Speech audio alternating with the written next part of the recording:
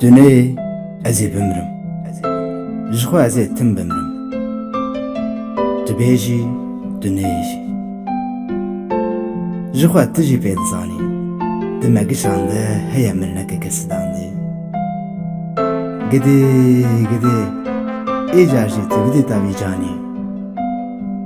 Eger weke zarokekî çavên wî ji kefa sabûnê bişewtiyana jî, nexem wê êdî.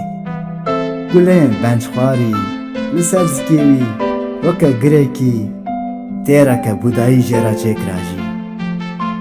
Dunê ez ê bimrim, ji xwe ez ê tim bimrim, tu bêjî, dunê jî. Lê eger dîsa jî tu nexwazî ku stranan bixeyidînî ji giyanekî kurmî,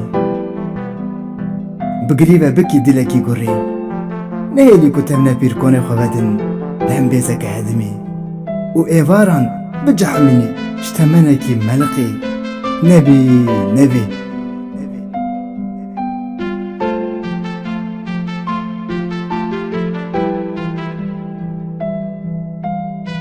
Dunê ez ê bimrim, lê eger tu werî, çavên te wê ji min re bibin tirî, zivistanî henekên te wê ji min re bibin herî.